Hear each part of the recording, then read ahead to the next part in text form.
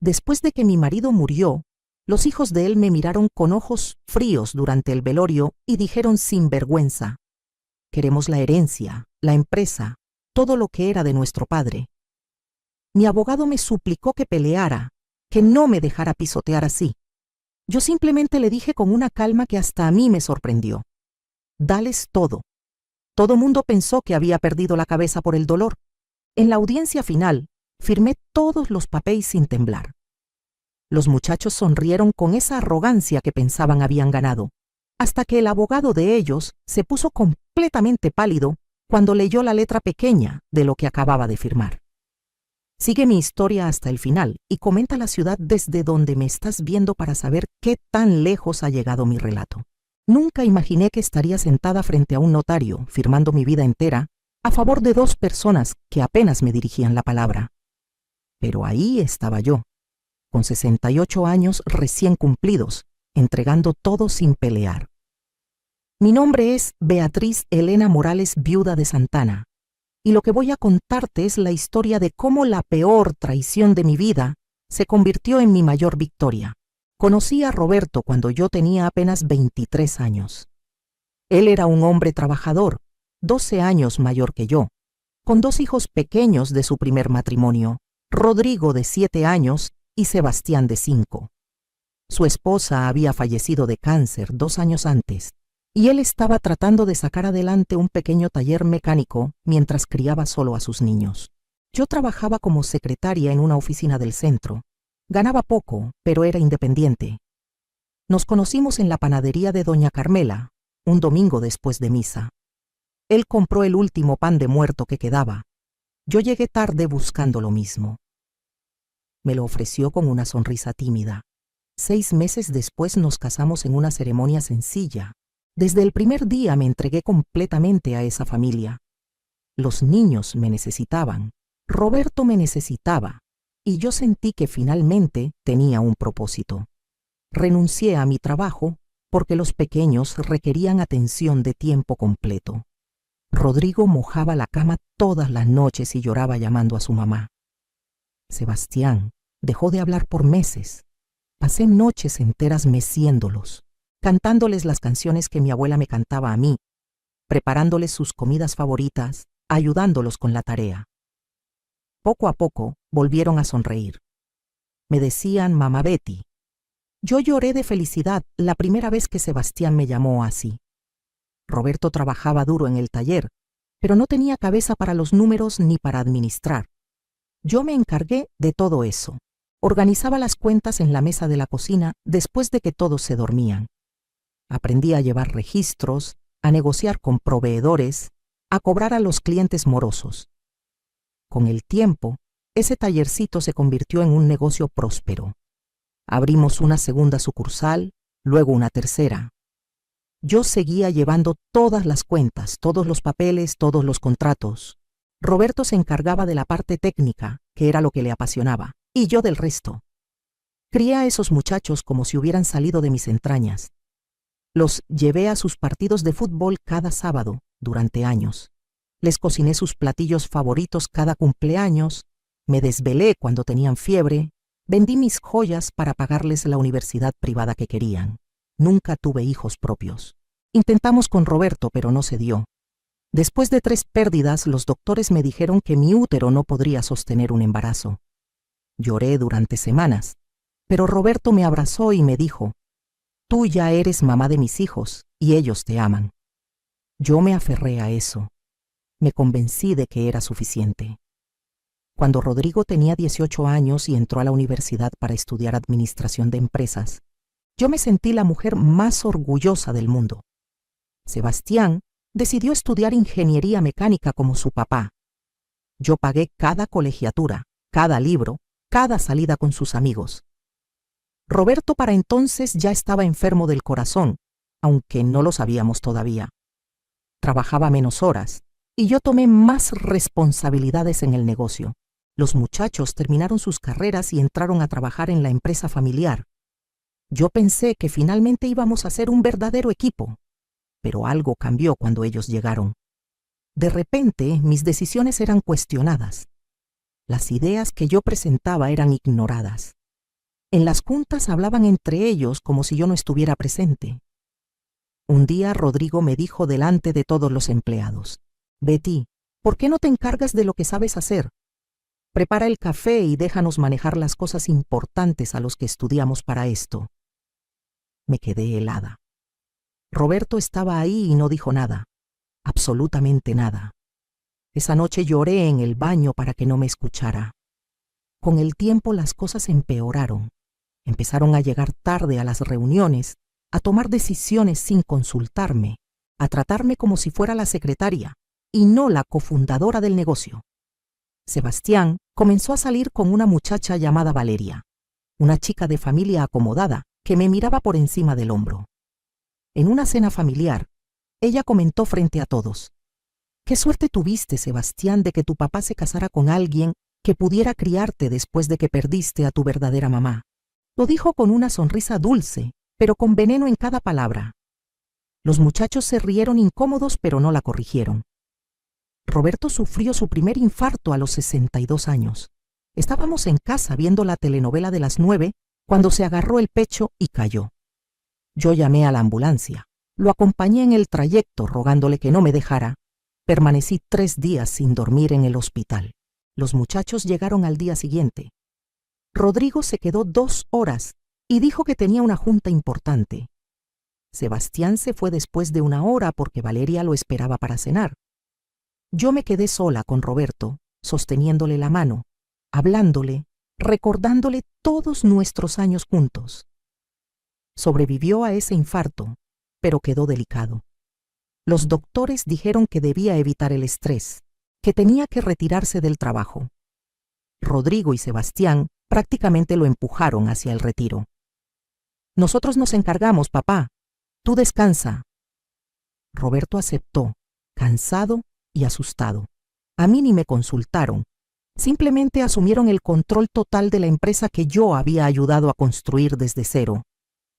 Los siguientes 3 años fueron amargos. Roberto se deterioraba lentamente en casa y yo lo cuidaba con todo mi amor. Le daba sus medicinas, le preparaba sus comidas sin sal como indicaban los doctores, lo acompañaba a todas sus citas médicas. Los muchachos visitaban cada vez menos. Navidad, cumpleaños, a veces ni eso. Siempre tenían excusas.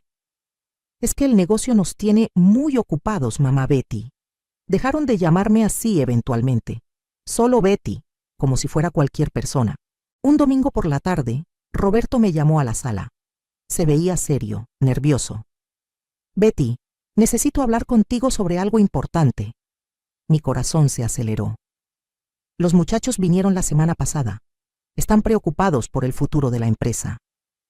Yo asentí esperando. «Quieren que firme unos papeles para que ellos queden como únicos herederos del negocio. Dicen que así no habrá problemas legales después». Sentí como si me hubieran aventado agua fría. «¿Y qué hay de mí?», pregunté con la voz quebrándose.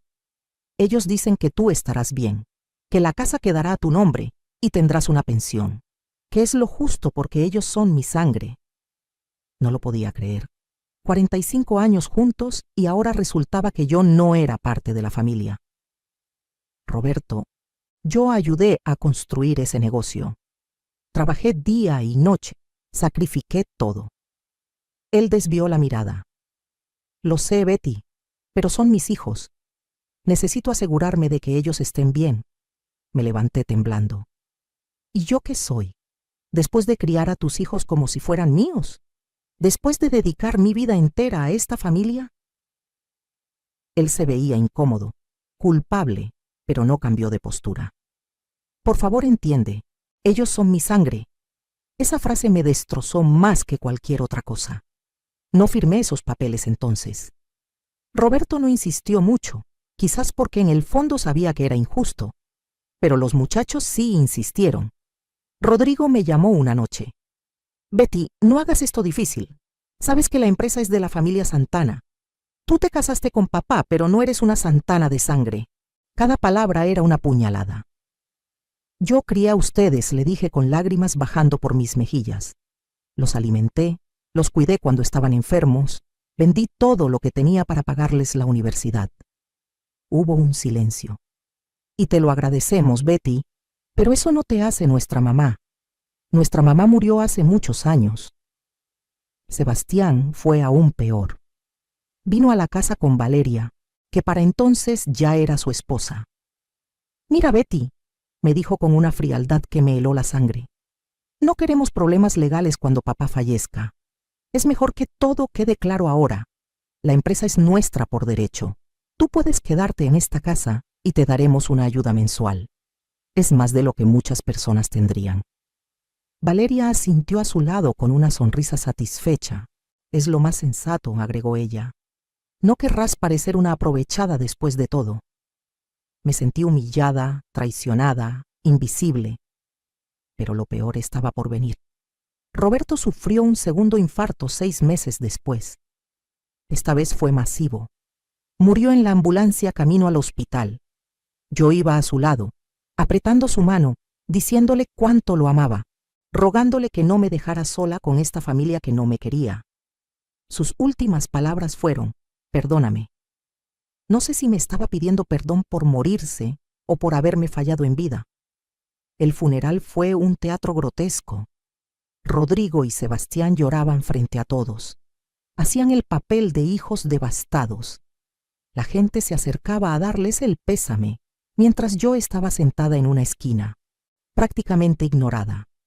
Una señora que había sido amiga de la primera esposa de Roberto se acercó a los muchachos y dijo en voz alta para que yo escuchara: ¿cuánto debe extrañar su papá a su verdadera esposa ahora que están juntos en el cielo?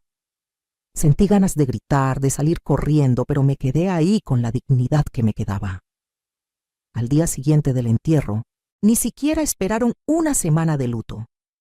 Rodrigo y Sebastián llegaron a la casa con su abogado, un hombre alto de traje gris llamado licenciado Montoya. Se sentaron en la sala como si fueran dueños del lugar.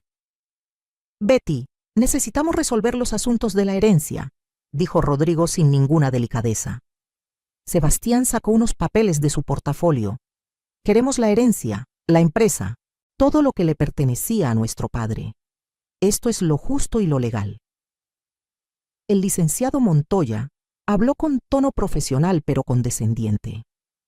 Señora, como los muchachos son hijos biológicos del difunto y usted no tuvo descendencia con él, ellos tienen derecho a la mayor parte de los bienes.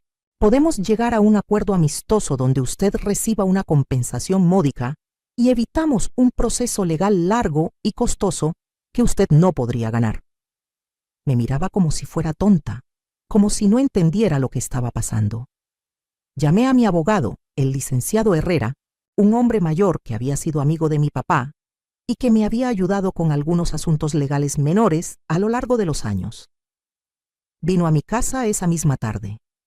Le expliqué toda la situación. Él revisó los papeles que los muchachos habían dejado, revisó el testamento de Roberto y me miró con tristeza. Beatriz, podemos pelear esto. Tú tienes derechos como cónyuge. Dedicaste tu vida a ese negocio.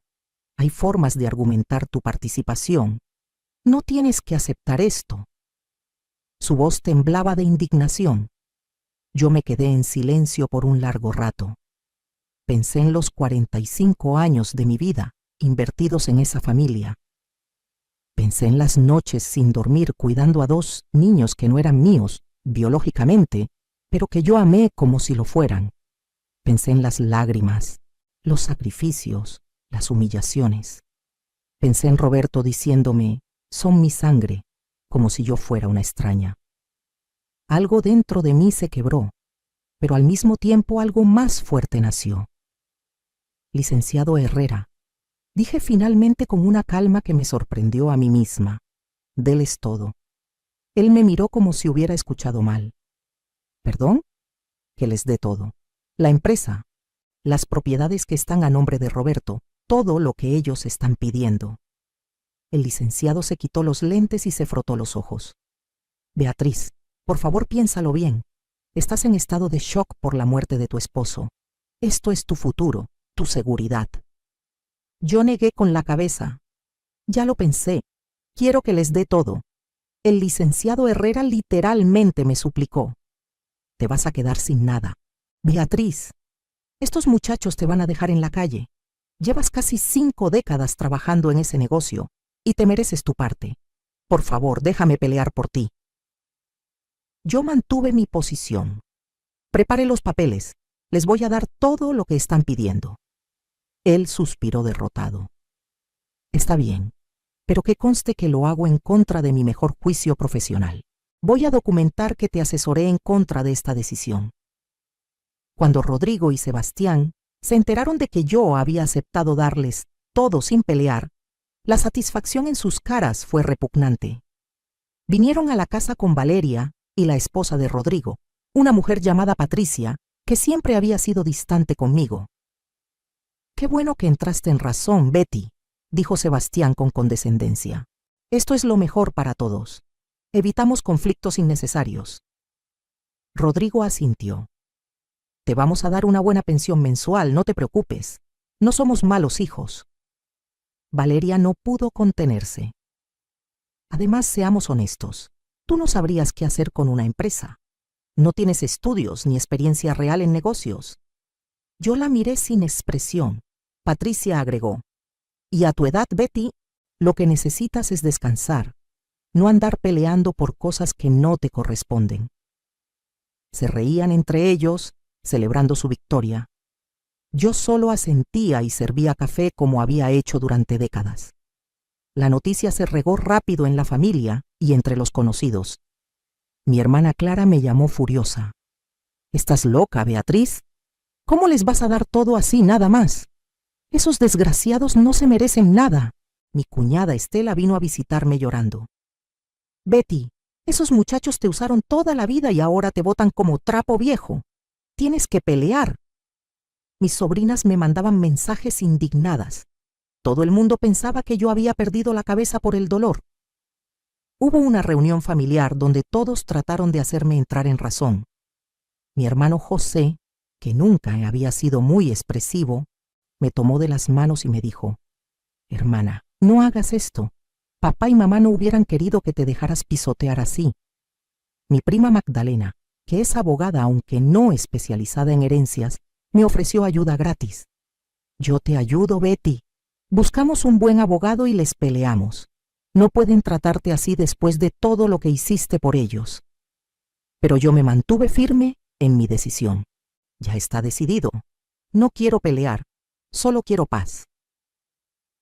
Todos me miraban con una mezcla de lástima y frustración. Pensaban que estaba deprimida, que el dolor me había nublado el juicio, que estaba siendo la misma mujer sumisa y sacrificada de siempre, que se dejaba pisotear sin defenderse. Nadie entendía. Y yo no les podía explicar porque todavía no era el momento. El licenciado Herrera preparó todos los documentos. Fueron semanas de papeleo, de firmas, de trámites notariales. Él seguía intentando hacerme cambiar de opinión cada vez que nos veíamos. «Beatriz, todavía estás a tiempo. Puedo detener esto». Yo solo le agradecía su preocupación y le pedía que continuara. Los muchachos estaban ansiosos, apuraban el proceso. Querían tener todo firmado y sellado lo antes posible. Finalmente llegó el día de la audiencia final. Era un miércoles por la mañana en las oficinas del notario público número 17. Yo llegué temprano, vestida con un traje sastre negro, el cabello recogido, sin joyas. El licenciado Herrera estaba conmigo, todavía con cara de no poder creer lo que estábamos a punto de hacer. Rodrigo y Sebastián llegaron 15 minutos tarde, conversando y riendo como si fueran a firmar cualquier contrato sin importancia. El licenciado Montoya venía con ellos, portafolio en mano, sonrisa de victoria en la cara. El notario, un señor serio de unos 50 años llamado licenciado Fuentes, nos hizo pasar a todos a su oficina. Era un espacio formal con libreros llenos de códigos legales y un escritorio amplio de caoba. «Bueno, procedamos», dijo con voz neutral. «Señora Beatriz Elena Morales, viuda de Santana, ¿está usted aquí por su propia voluntad?» «Sí», respondí con claridad. «¿Entiende usted que estás a punto de ceder todos los derechos sobre la empresa Talleres Santana y Asociados?» así como las propiedades registradas a nombre de su difunto esposo Roberto Santana. Sí, lo entiendo perfectamente. El notario continuó. Ha sido usted asesorada legalmente y comprende las consecuencias de este acto. El licenciado Herrera intervino con voz tensa. Señor notario, quiero que conste en actas que yo, como representante legal de la señora Morales, le he aconsejado repetidamente en contra de esta decisión. La señora está actuando en contra de mi recomendación profesional. El notario asintió y tomó nota. Rodrigo y Sebastián se miraron con sonrisas apenas disimuladas. Comenzó la lectura de los documentos. Uno por uno, los papeles detallaban todo lo que yo estaba cediendo. La empresa principal con sus 3 sucursales, el terreno donde estaba construido el taller original, 2 locales comerciales que rentábamos, una bodega, inversiones en el banco, todo lo que Roberto había puesto a su nombre, aunque yo hubiera trabajado para conseguirlo. La lista parecía interminable. Con cada propiedad mencionada, yo veía como los ojos de Rodrigo y Sebastián brillaban más. Llegó el momento de firmar. El notario puso frente a mí el primer documento. Señora Morales, si está segura, firme aquí, por favor. Tomé la pluma. Mi mano no temblaba. Firmé con letra clara. Beatriz Elena Morales, viuda de Santana. El licenciado Herrera suspiró pesadamente a mi lado. Firmé el segundo documento, luego el tercero, cuarto, quinto. Fueron 18 documentos en total. Con cada firma yo sentía las miradas de satisfacción de los muchachos. Cuando terminé de firmar el último papel, Sebastián no pudo contener una sonrisa amplia. Rodrigo se reclinó en su silla con aire triunfal. El licenciado Montoya juntó todos los documentos con eficiencia profesional. Excelente, ya está todo en orden, dijo. Ahora solo falta que los señores Santana firmen para completar la transferencia. Rodrigo tomó la pluma primero. Después de todo, la justicia prevalece, comentó mientras firmaba. Las cosas vuelven a donde deben estar. Sebastián firmó a continuación. Es bueno cuando las cosas se resuelven de manera civilizada, sin necesidad de conflictos, dijo mirándome con condescendencia. Gracias por ser razonable, Betty.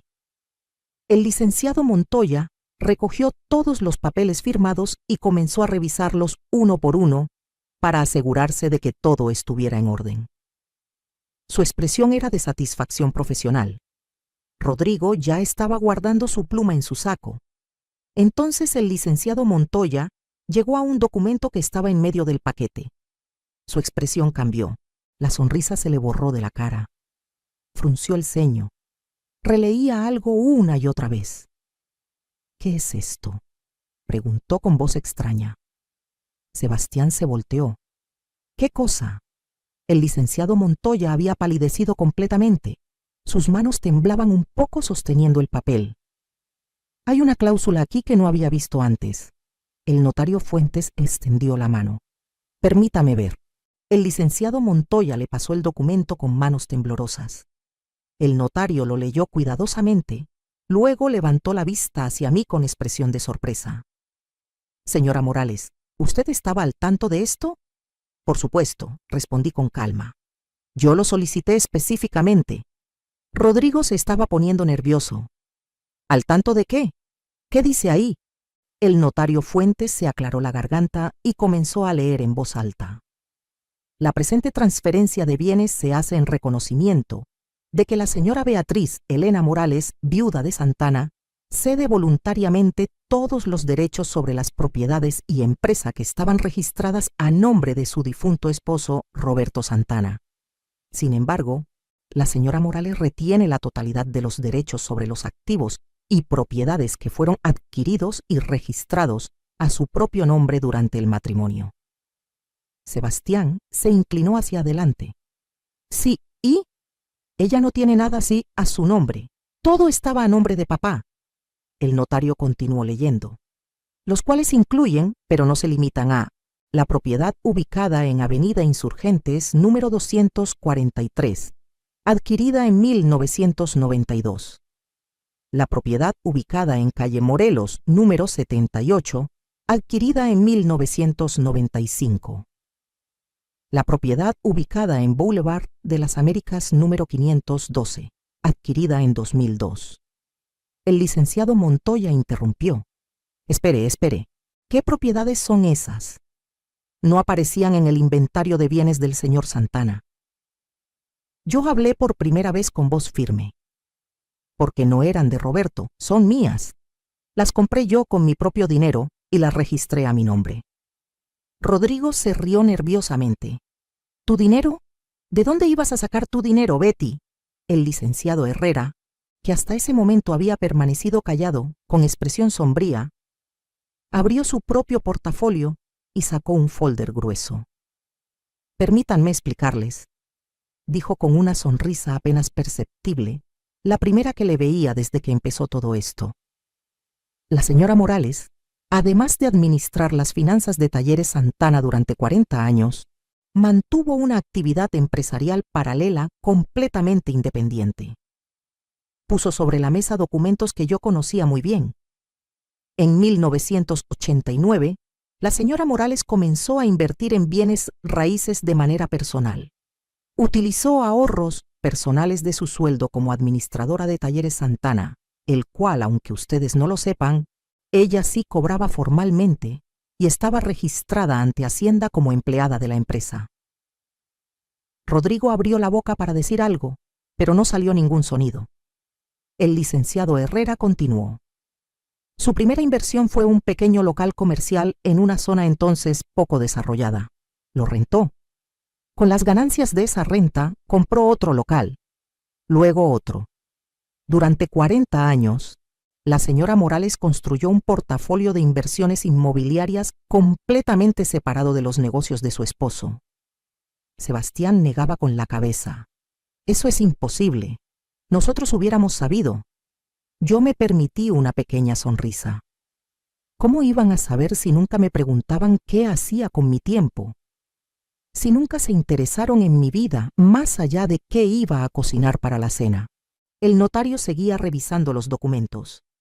Aquí están todas las escrituras. Están en orden, registradas apropiadamente, con todos los impuestos pagados. La señora Morales es propietaria de 17 propiedades comerciales en la ciudad. El licenciado Montoya estaba leyendo por encima del hombro del notario. Su cara pasó de pálida a verde. 17 propiedades, en zonas que ahora son prime. Esto vale. Hizo cálculos mentales. Esto vale más de 50 millones de pesos. Rodrigo se puso de pie bruscamente. Eso es dinero de la familia. Esas inversiones se hicieron con dinero de mi padre. Yo lo miré fríamente. ¿Tu padre? Tu padre me pagaba un sueldo como administradora. Está todo documentado. Cada peso que invertí salió de mi sueldo legítimo. El licenciado Herrera sacó más papeles. Hay más. La señora Morales también tiene inversiones en la bolsa de valores. Abrió su cuenta de inversiones en 2005. Ha sido una inversionista conservadora pero constante durante casi 20 años. Puso estados de cuenta sobre la mesa.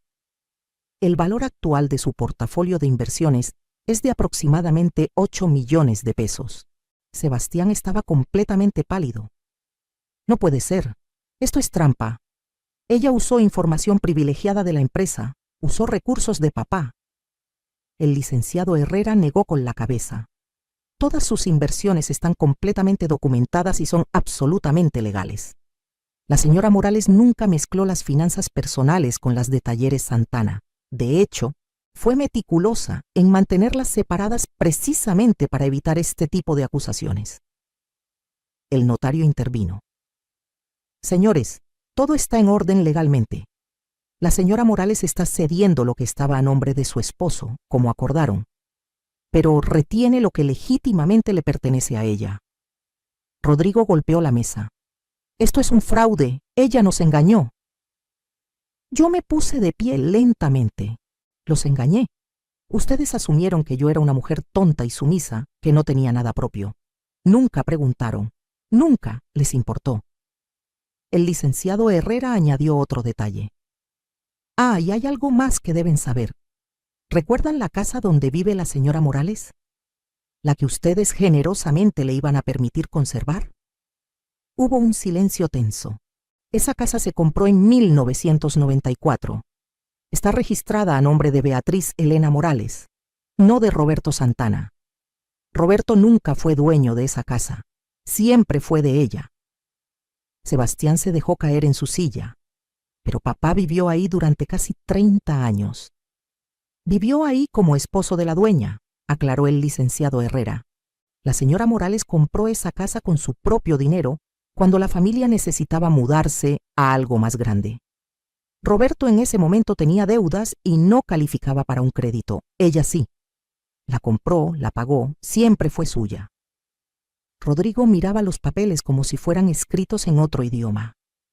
Entonces todo este tiempo, mientras nosotros pensábamos que te estábamos haciendo un favor dejándote la casa. Yo era la dueña, completé la frase. Ustedes no me estaban dejando nada, era mío desde el principio. La ironía de la situación finalmente les estaba cayendo. El licenciado Montoya intentó recuperar algo de compostura profesional.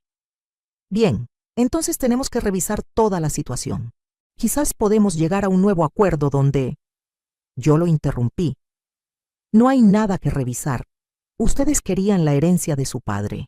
Les acabo de dar la herencia de su padre. Todo lo que estaba a nombre de Roberto Santana ahora es de ustedes. ¡Felicidades! Sebastián encontró su voz. Pero no nos dijiste que tenías todo esto. Yo incliné la cabeza. ¿Me preguntaron? En todos estos meses desde que murió Roberto, en todas las conversaciones sobre la herencia, alguna vez me preguntaron qué tenía yo, qué había hecho con mi vida, en qué había trabajado. El silencio era ensordecedor. No, asumieron que yo no era nada, que no tenía nada, que dependía completamente de lo que su padre dejó. Rodrigo intentó cambiar de táctica. Betty, no puedes hacernos esto. Somos familia. Te criamos como. ¿Qué? Lo interrumpí con voz dura. ¿Me criaron? Yo tenía 23 años cuando conocí a su padre. Ustedes tenían 7 y 5. Yo los crié a ustedes, los alimenté, los vestí, los llevé a la escuela, les pagué la universidad. Y hace apenas unos meses me dijeron que yo no era su mamá, que su mamá murió hace mucho. El notario Fuentes, viendo que esto se estaba convirtiendo en una discusión familiar más que legal, intervino. Señores, todos los documentos están firmados y son legales. La transferencia de los bienes que estaban a nombre del señor Roberto Santana a sus hijos Rodrigo y Sebastián Santana está completa. La señora Morales retiene sus propios bienes como es su derecho.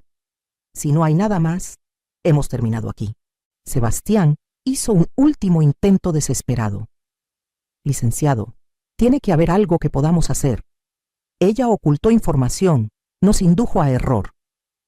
El notario negó con la cabeza.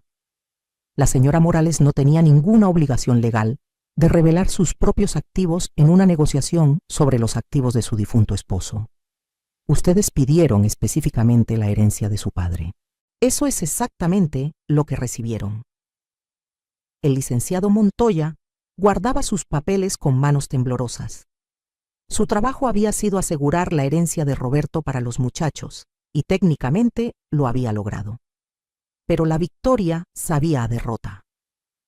Rodrigo y Sebastián se miraban entre ellos sin saber qué decir. Habían ganado lo que pidieron, pero habían perdido mucho más de lo que imaginaban. Me puse de pie y recogí mi bolso. Caballeros, disfruten su herencia. La empresa de su padre, los talleres que él fundó, todo es suyo ahora. Espero que la administren bien. Caminé hacia la puerta. El licenciado Herrera me seguía con una sonrisa satisfecha. Antes de salir, me volteé una última vez. Ah, una cosa más. El local donde está la sucursal principal de Talleres Santana, ¿saben de quién es? La expresión en sus caras me dio la respuesta. No sabían. Es mío. Lo compré en 1995 cuando el negocio estaba creciendo y necesitábamos un espacio más grande. Está a mi nombre. Su padre me pagaba renta todos estos años, aunque era renta simbólica porque éramos familia. Dejé que eso penetrara. El contrato de arrendamiento vence en 3 meses. Voy a necesitar que desocupen el local o renegociemos el contrato a precio de mercado. Sebastián casi gritó. No puedes echarnos, ese es nuestro negocio. Es su negocio, Gisbue, concordé, pero es mi propiedad. Bienvenidos al mundo real donde las cosas tienen dueño y los contratos tienen términos. Rodrigo intentó una última súplica. Mamá Betty, por favor. Lo miré con dureza. No me llames así. Ustedes dejaron muy claro que yo no soy su mamá. Soy solo Betty. Y ahora también soy su casera. Nos vemos en 3 meses para discutir el nuevo contrato. Salí de esa oficina con la cabeza en alto. El licenciado Herrera caminaba a mi lado prácticamente saltando de alegría. Beatriz, eso fue magistral, absolutamente magistral. En el estacionamiento, antes de subir a mi carro, me permití un momento de satisfacción. 45 años de ser subestimada, ignorada, tratada como invisible, finalmente habían rendido fruto de una manera que nunca imaginaron. Los siguientes días fueron caóticos. Rodrigo me llamó 17 veces. No contesté ninguna. Sebastián vino a la casa. No le abrí la puerta. Enviaron al licenciado Montoya a negociar. Le dije que hablara con mi abogado. Todos querían aclarar el malentendido y llegar a un acuerdo familiar, pero ya no había familia. Ellos mismos se habían encargado de destruirla. Mi hermana Clara vino a visitarme cuando se enteró de todo. Llegó con un pastel y una botella de vino. Hermana, eres una genio. Todos están hablando de esto. Se rió hasta las lágrimas. ¿Viste las caras que pusieron? 50 millones de pesos. Y pensaban que te iban a dejar limosna. Brindamos en la sala de mi casa, y por primera vez en meses me sentí genuinamente feliz. Mis sobrinas me mandaron mensajes de felicitación. Tía, eres nuestra heroína. Tía, me inspiras a nunca dejarme pisotear. Mi cuñada Estela me llamó llorando de risa. Betty, Rodrigo vino a pedirle a mi esposo que intercediera contigo. Le dijimos que se fuera a la fregada. Esto es lo mejor que he visto en años. La noticia se regó por toda la ciudad. La gente en misa me paraba para felicitarme. Doña Carmela de la panadería me abrazó. Siempre supe que eras más lista de lo que aparentabas, Beatriz. Don Miguel del Mercado me guiñó un ojo. Esos muchachos finalmente recibieron su merecido. Me sentía como una celebridad local, pero más importante, me sentía libre. 2 semanas después de la audiencia, recibí una carta formal del licenciado Montoya en representación de Rodrigo y Sebastián. Querían negociar el arrendamiento del local. Proponían pagar 5,000 pesos mensuales.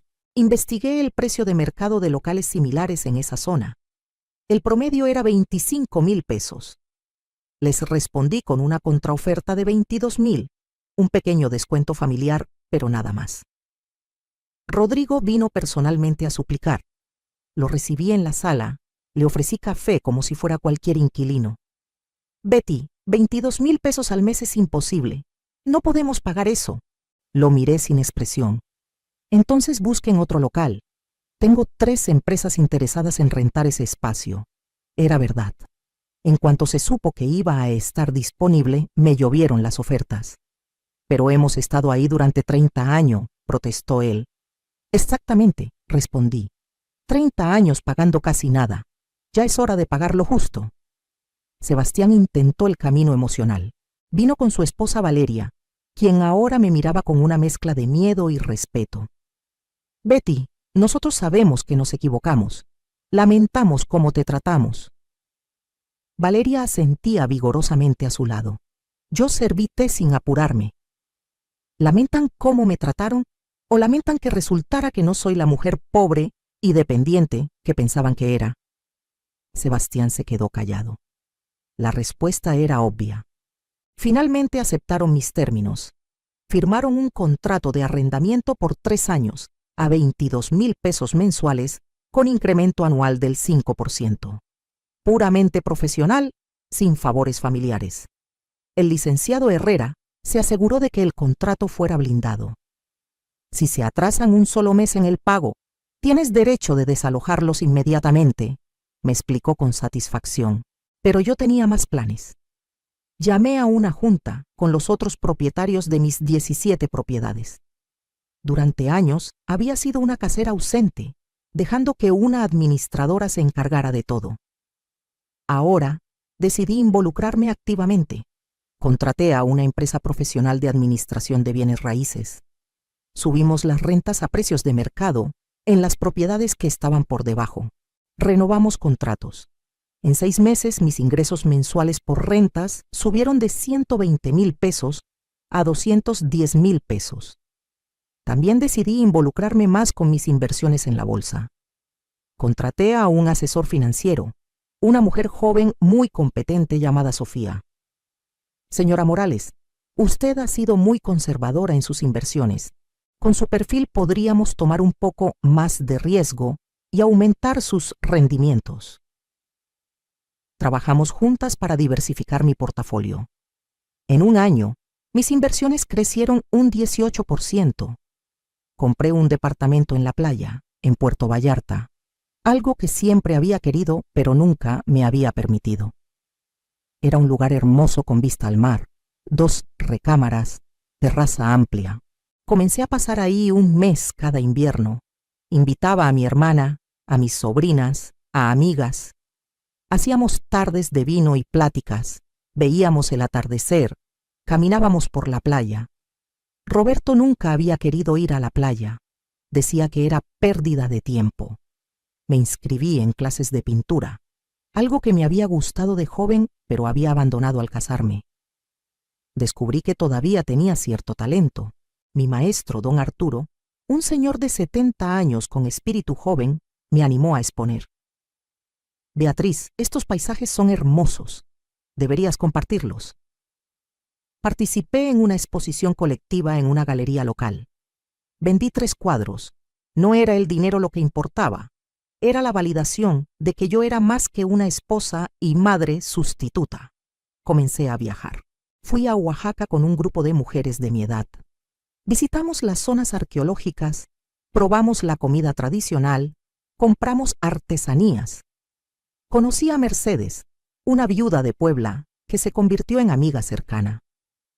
Ella también tenía una historia de sacrificio y eventual liberación. Nos entendíamos perfectamente.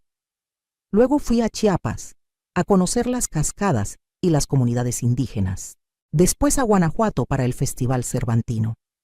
Cada viaje era una afirmación de mi libertad, de mi capacidad de disfrutar la vida sin pedir permiso, sin cuidar a nadie más que a mí misma. Roberto siempre había dicho que viajar por placer era un desperdicio. Resulta que era lo mejor que había hecho en años.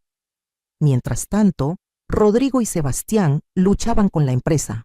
Sin mis habilidades administrativas, el negocio comenzó a tener problemas. Descubrí por conocidos mutuos que habían perdido 2 contratos importantes por mala organización, que tenían problemas con Hacienda porque no habían presentado declaraciones a tiempo, que los empleados viejos, los que me conocían, estaban renunciando porque los muchachos los trataban mal. Un día me encontré a don Ramón en el mercado. Él había sido mecánico en el taller original durante 20 años. Señora Betty, qué gusto verla. Se ve usted radiante. Le agradecí. Él bajó la voz. Ya no trabajo en los talleres. Renuncié el mes pasado. Esos muchachos no saben lo que hacen. Todo lo que usted y don Roberto construyeron lo están destruyendo. Sentí una pizca de tristeza, pero no era mi problema ya. 6 meses después de la audiencia, Sebastián llegó a mi casa sin avisar. Se veía cansado, estresado. Betty, necesitamos ayuda. El negocio está en problemas. Me senté frente a él, pero no ofrecí café. ¿Y? Pregunté sin emoción. Pensamos que tal vez tú podrías volver a administrar solo temporalmente hasta que nosotros aprendamos bien. Me reí. No pude evitarlo. ¿Quieren que regrese a trabajar gratis para salvar el negocio que me quitaron? Sebastián se veía desesperado. No gratis. Te pagaríamos un sueldo, un buen sueldo. ¿Cuánto? Pregunté por curiosidad. 15,000 pesos al mes. Volví a reírme. Gano más que eso en rentas de una sola de mis propiedades. ¿Por qué querría volver a trabajar para ustedes por 15,000 pesos? Él no tenía respuesta. Rodrigo intentó otro enfoque. Me invitó a comer a un restaurante elegante. Llegó con Patricia, su esposa, quien ahora era toda sonrisas y amabilidad.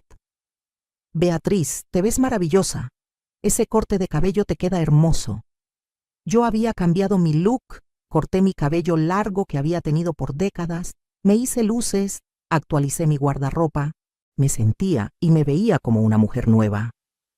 Durante la comida, Rodrigo dio vueltas al tema hasta que finalmente llegó al punto. Betty, hemos estado pensando. Quizás podríamos ser socios. Tú regresas a administrar la empresa y te damos un porcentaje de las ganancias.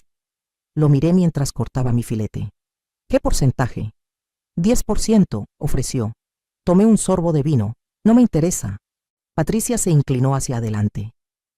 Beatriz, sé que tuvimos un mal comienzo, pero somos familia. Deberíamos trabajar juntos. La miré directamente. Familia es quien está contigo en las buenas y en las malas. Familia es quien te respeta y te valora. Ustedes dejaron claro que yo no soy familia. Soy solo la mujer que se casó con su padre y que tuvo la suerte de ser más inteligente de lo que pensaban. Los rumores sobre los problemas de Talleres Santana llegaban a mis oídos constantemente. Clientes insatisfechos, empleados mal pagados, deudas acumulándose. Una parte muy pequeña de mí sentía lástima. Roberto había trabajado duro para construir ese negocio, pero Roberto también había elegido a sus hijos sobre mí cuando importaba. Las consecuencias de esa decisión ahora eran claras. Un año después de la audiencia, recibí una llamada del licenciado Montoya. Señora Morales, mis clientes están considerando vender Talleres Santana. Están buscando inversionistas o compradores potenciales. Pensamos que usted podría estar interesada. Me sorprendió la audacia. ¿Quieren que yo compre el negocio que me quitaron? Es una oportunidad de inversión, dijo él en tono profesional. Podríamos llegar a un precio justo. Lo pensé genuinamente por unos días. Consulté con Sofía, mi asesora financiera. Señora Morales, desde el punto de vista puramente financiero, no es buena inversión. El negocio está en declive, tiene deuda, está perdiendo clientes, su dinero rendiría más en otras áreas. Llamé al licenciado Montoya. Dígale a sus clientes que no me interesa, pero si necesitan vender rápido, conozco a un empresario de Monterrey que podría estar interesado. Era verdad. Don Héctor, un conocido de mis círculos de inversionistas, había mencionado que buscaba expandirse al ramo automotriz. Conecté a don Héctor con los muchachos. Él era un negociador duro. Les ofreció una fracción de lo que valía el negocio en sus buenos tiempos.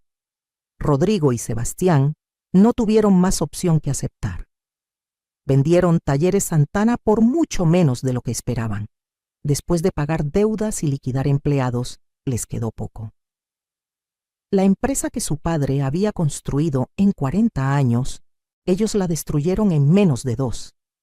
Escuché que Rodrigo consiguió trabajo como gerente en una empresa de refacciones.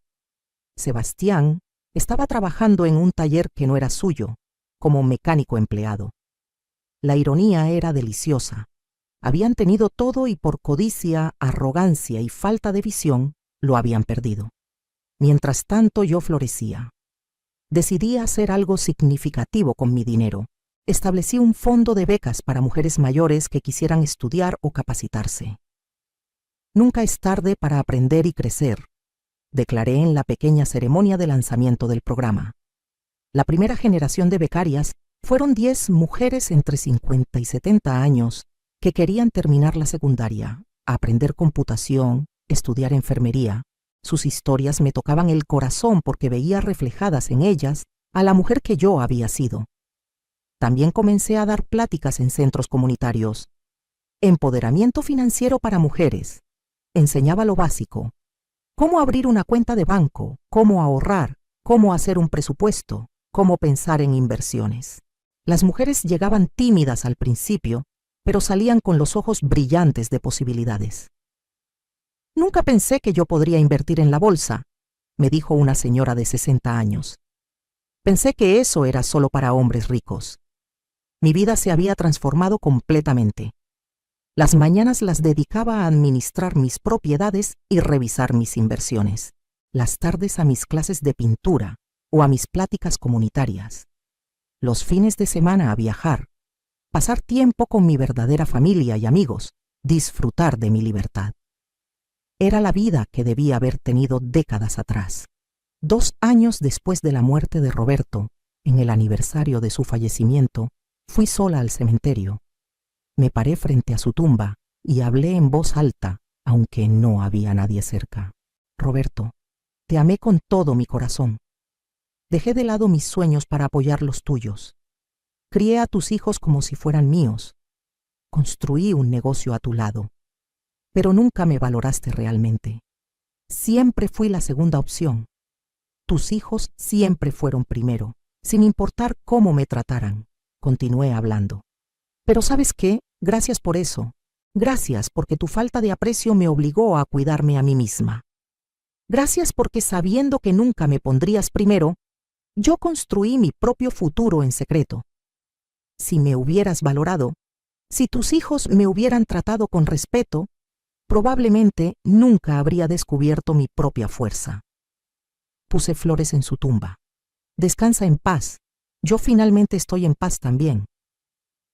Un día, casi 3 años después de todo, estaba en un café leyendo cuando vi a Valeria entrar. Ella me vio, y por un momento pensé que se daría la vuelta, pero se acercó tímidamente. Señora Beatriz, ¿puedo hablar con usted un momento? Le señalé la silla frente a mí. Se sentó nerviosa. Quiero disculparme por cómo la traté. Fui cruel, condescendiente, horrible. Tomó aire.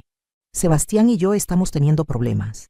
Él está amargado, resentido. Dice que todo es culpa mía por haberlo animado a pelear por la herencia. La miré sin expresión. ¿Y quieres que de mí? ¿Perdón? ¿Consejo? Ella negó con la cabeza. Solo quería que supiera que tenía razón, que nosotros estábamos equivocados y que admiro lo que hizo. Yo nunca habría tenido el coraje de planear así, de ser tan inteligente. Le di un sorbo a mi café. Valeria, no fue coraje, fue supervivencia, fue saber que nunca podría depender de nadie más que de mí misma. Patricia también se acercó eventualmente. Me la encontré en el supermercado. Beatriz, sé que no tengo derecho a pedirte nada, pero Rodrigo está en terapia. Está tratando de procesar todo lo que pasó. Su terapeuta sugirió que tal vez podrían hablar. La miré poniendo aguacates en mi carrito. Patricia, yo no soy la terapeuta de Rodrigo. Él tiene que trabajar sus problemas solo. Yo ya trabajé los míos. Sebastián me mandó una carta escrita a mano. Era larga, llena de disculpas y explicaciones. Betty, yo sé que nunca podré compensar el daño que te hice. Crecí creyendo que mi mamá biológica era una santa y que nadie podría reemplazarla. No me permití ver todo lo que tú hiciste por nosotros. Fui ciego, cruel e injusto. La carta continuaba por 3 páginas. Al final decía, no espero tu perdón. Solo quiero que sepas que finalmente entiendo lo que perdí. Leí la carta 2 veces. Sentí una pequeña grieta en la armadura que había construido alrededor de mi corazón. Pero no respondí. Tal vez algún día, o tal vez no. El perdón es un proceso personal, y yo todavía estaba en él. No les debía nada, incluyendo perdón antes de estar lista. Hoy, a mis 71 años, vivo la vida que siempre soñé, pero nunca me atreví a imaginar que tendría. Mis propiedades están valuadas en más de 60 millones de pesos. Mis inversiones siguen creciendo. Tengo un círculo de amigas maravillosas. Viajo a donde quiero, cuando quiero. Pinto, leo. Aprendo cosas nuevas constantemente. Tomé un curso de fotografía el año pasado. Este año empecé clases de italiano porque siempre quise ir a Italia. Mi casa está llena de plantas, de color, de vida. No tengo que cocinar para nadie más que para mí. Y cuando no quiero cocinar, salgo a comer. Uso el dinero que gané con mi inteligencia y mi trabajo para vivir cómodamente. Ayudo a otras mujeres a empoderarse. Doy becas. Hago donaciones a causas que me importan. Vivo con propósito y alegría. A veces veo a Rodrigo o Sebastián de lejos en la ciudad. Nos saludamos con un gesto de cabeza. Nada más. No hay rencor ya, pero tampoco hay relación. Ellos eligieron verme como una extraña, y eso es lo que soy ahora para ellos. Una extraña que resultó ser mucho más inteligente y fuerte de lo que nunca imaginaron. Mi historia se ha vuelto algo así como una leyenda local. Mujeres que no conozco se me acercan en eventos sociales. ¿Usted es Beatriz Morales? He escuchado su historia. Es una inspiración. Jóvenes me piden consejo. Señora Beatriz, ¿cómo hago para ser independiente financieramente? ¿Cómo empiezo a invertir? Nunca imaginé que me convertiría en un símbolo de empoderamiento femenino, pero si mi historia puede ayudar a otras mujeres a valorarse y protegerse, entonces todo valió la pena. He aprendido que nunca es tarde para tomar control de tu vida, que la gente te tratará como tú permitas que te traten, que el amor y el sacrificio deben ser mutuos, no unilaterales, que tu valor no depende de cuánto das a otros, sino de cuánto te valoras a ti misma, y que a veces la mejor venganza no es el rencor, sino vivir tan bien que tu felicidad sea la prueba de que no te destruyeron. Cuando miro hacia atrás, casi agradezco la crueldad de Rodrigo y Sebastián. Si me hubieran tratado con aunque sea un poco de respeto, si me hubieran dado aunque sea una fracción de lo que merecía sin pelear, yo habría aceptado.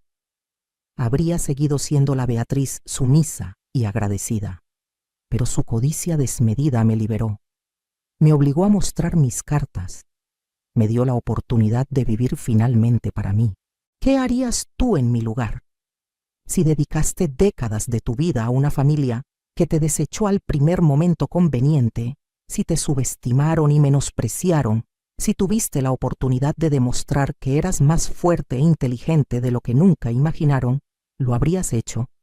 ¿O habrías perdonado y olvidado? Yo elegí demostrar mi valor. Elegí la dignidad sobre la falsa paz familiar. Elegí vivir el resto de mis años con la cabeza en alto, sabiendo que nadie nunca más me subestimará. Y no me arrepiento de nada.